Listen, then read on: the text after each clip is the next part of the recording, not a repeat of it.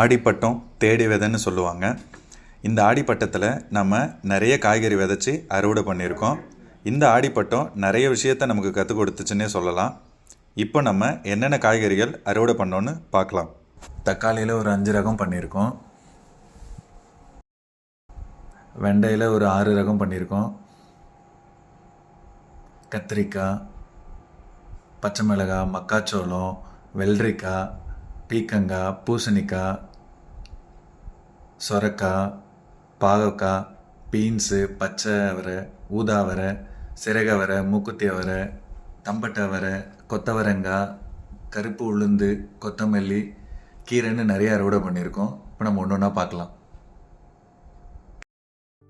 முதல்ல கொடி காய்கறிகள் பார்த்துக்கலாம். இது வெள்ளரிக்காய்.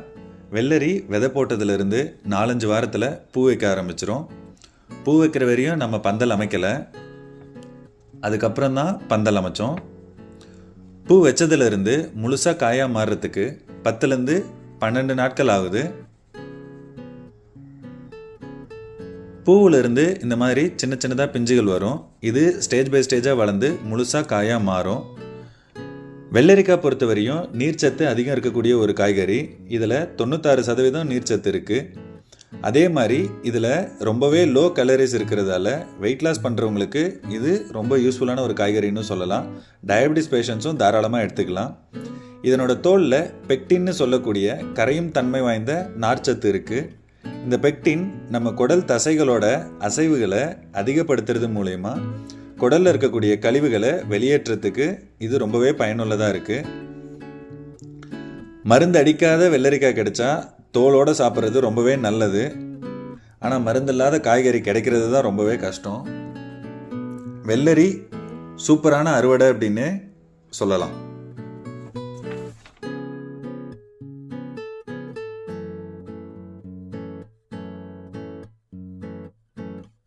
நம்ம பார்க்குறது பீர்க்கங்காய். இதுக்கு நம்ம பந்தல் அமைக்கலை, பக்கத்தில் இருந்த முத்து செடியிலேயே கொடி ஏற்றிட்டோம். இதுவும் 4லேருந்து 5 வாரத்தில் பூ வைக்க ஆரம்பிச்சிடும். பூவிலிருந்து சின்ன சின்னதாக இந்த மாதிரி பிஞ்சுகள் ஒரு 4லேருந்து 5 நாளில் பிஞ்சு வைக்க ஆரம்பிச்சிடும். அது ஸ்டேஜ் பை ஸ்டேஜாக வளர்ந்து நமக்கு காயாக மாறிடும். நம்ம போட்டிருக்கிறது நுரைப்பீர்க்குன்னு சொல்லக்கூடிய ஒரு வகை. நார்மல் பீக்கங்காயில் இருக்கிற மாதிரி அந்த மேலே இருக்கக்கூடிய வரிகள் எதுவுமே இருக்காது. ரொம்பவே சாஃப்டாக தான் இருக்கும். பீக்கங்காய் பொறுத்த வரையும் vitamin A, C, anti oxidants அதிகமாக இருக்கிறதால நம்ம தோலோட ஆரோக்கியத்துக்கு இது ரொம்பவே நல்லது. கான்ஸ்டிபேஷன் ப்ராப்ளம் இருக்கிறவங்க இதை ஜூஸாக போட்டு கொஞ்சம் தேன் கலந்து எடுத்துக்கிட்டா ரொம்பவே நல்ல ரிலீஃப் இருக்கும். இதில் பொட்டாசியம், சோடியம், ஜிங்க், காப்பர்னு நிறைய மினரல்ஸ் இருக்கிறதால நம்ம உடம்புல இருக்கிற அசிடிட்டியை கம்மி பண்ணி உடம்புக்கு தேவையான அல்கலைன் என்விரான்மெண்ட்டை கொடுக்குது. பீக்கங்காய் இந்த முறை நல்ல அறுவடை கொடுத்துச்சுன்னே சொல்லலாம். அடுத்து நம்ம பார்க்குறது சொரக்காய். சொரை நம்ம 2 வகை போட்டிருந்தோம், நீல சொரை, குடுவை சொரை அப்படின்னு. சொரக்காயுமே 4லேருந்து 5 வாரத்தில் பூ வைக்க ஆரம்பிச்சிடும்.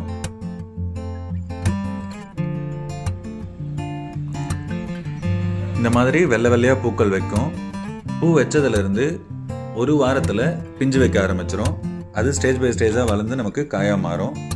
சொரக்காய் நம்ம ரத்தத்தில் இருக்கக்கூடிய கெட்ட கொழுப்புன்னு சொல்கிற LDL கம்மி பண்ணுறது மூலயமா நம்ம ரத்த நாளங்களில் கொழுப்பு படியாமல் தடுக்கிறதால ஹார்ட் டிசீஸ் வராமல் பார்த்துக்குது. சொரக்காய் ரொம்பவே லோவான கிளைசமிக் இண்டெக்ஸ் கொண்டது. அது மட்டும் இல்லாமல் இன்சுலின் சென்சிட்டிவிட்டியை இம்ப்ரூவ் பண்ணுறதால டயபெட்டிக் பேஷண்ட்ஸுக்கு ரொம்பவே யூஸ்ஃபுல்லாக இருக்கும். இதில் நேச்சுரல் டயூரிட்டிக் ப்ராப்பர்ட்டிஸ் இருக்கிறதுனால கிட்னி ஹெல்த்துக்கு இது ரொம்பவே யூஸ்ஃபுல்லாக இருக்கும். இதில் நீர்ச்சத்து அதிகமாக இருக்கும்.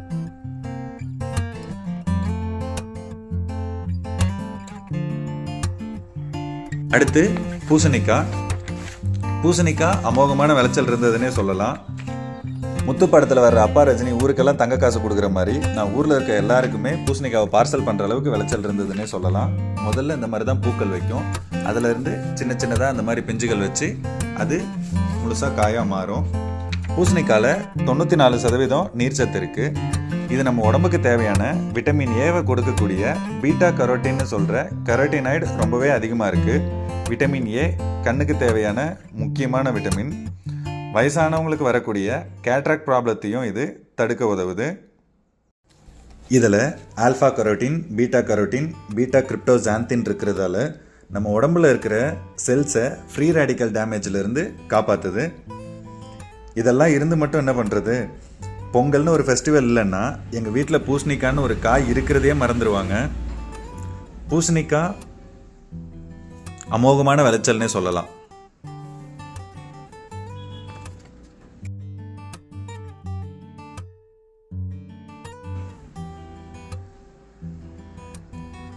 அடுத்து பாவக்காய் நம்ம விதை போட்டதுலேருந்து 2 வாரத்தில் இந்த அளவுக்கு விளைச்சல் இருக்கு.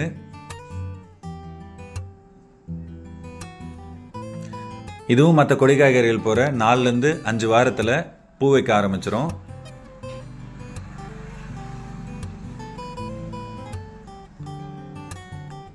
பூ வச்சதுலேருந்து இந்த மாதிரி சின்ன சின்னதாக பிஞ்சுகள் வரும்.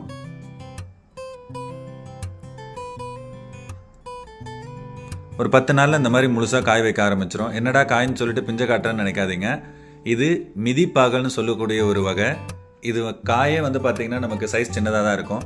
நானும் இது பெருசாகும்னு வெயிட் பண்ணி ஃபுல்லாக பழுத்து வேஸ்ட்டாக போனது தான் அதிகம். மிச்சம் மீதி இருந்ததை டேஸ்ட் பண்ணி பார்த்தோம். காய் சின்னதாக இருந்தாலும் டேஸ்ட் ரொம்பவே நல்லா இருந்துச்சு. முக்கியமாக இதை நாங்கள் சிப்ஸாக ட்ரை பண்ணி பார்த்தோம். ரொம்ப நல்லாவே இருந்ததுன்னு சொல்லலாம்.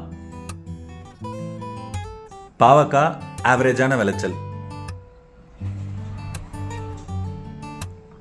அவரை கிட்டத்தட்ட அவரையில் ஒரு 6-7 ரகம் ட்ரை பண்ணியிருந்தோம். இது பச்சை அவரை. அவரையில் ஒரு பெரிய பிரச்சனை என்னென்னா பூச்சி தாக்குதல் அதிகமாகவே இருக்கும். மழை பெஞ்சதுனால தப்பிச்சோம். இல்லைன்னா இந்தளவு கூட நம்ம காய்ப்பு பார்த்துருக்க முடியாது. பச்சை அவரையை விட ஊதா அவரை நல்ல காய்ப்பு கொடுத்துச்சுன்னே சொல்லலாம். இது சிறகு அவரை. முதல்ல இந்த மாதிரி பூ வைக்கும். அதிலிருந்து சின்னதாக பிஞ்சுகள் வந்து இது முழுசாக காயாக மாறும். இது பார்க்குறதுக்கு சிறகு மாதிரியே இருக்கும். இது நான் பச்சையாகவே ட்ரை பண்ணி பார்த்தேன் சாப்பிட்றது. டேஸ்ட் ரொம்பவே நல்லா இருந்துச்சு. அடுத்து மூக்குத்தி அவரை. விதைச்ச அவரையிலேயே மூக்குத்தி அவரை ரொம்ப நல்லாவே காய்ப்பு கொடுத்துருந்தது. கொடி ஃபுல்லாகவே இது காய்ச்சிருந்தது.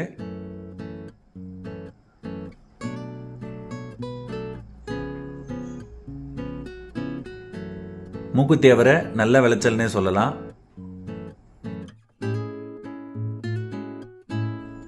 பீன்ஸ் முதல்ல இந்த மாதிரி பூ வைக்கும். அடுத்து இந்த மாதிரி சின்னதாக பிஞ்சுகள் வைக்கும். அதிலிருந்து இந்த மாதிரி காய்கள் வரும். பீன்ஸ் கரெக்டாக பூ வைக்கும்போது மழை நம்ம பிளானை மொத்தமாக சொதப்பிடுச்சு. மழை வந்ததுனால செடியில் இருந்த பூவெல்லாம் கொட்டிருச்சு. ஓரளவுக்கு காய்ப்பு கம்மி தான். வந்த வரையும் லாபம்னு அறுவடை பண்ணியிருக்கோம். பீன்ஸ் ஓகேவான அறுவடை தான். கொடி காய்கறிகளை பொறுத்த வரையும் அவ்வளோதான். அடுத்த வீடியோவில் தக்காளி, வெண்டை, கத்திரி, மிளகாய், மக்காச்சோளம், கொத்தவரங்காய், தம்பட்டாவரை, கொத்தமல்லி, கீரைன்னு அதனுடைய பெனிஃபிட்ஸையும் அறுவடையும் பார்க்கலாம். பாய்.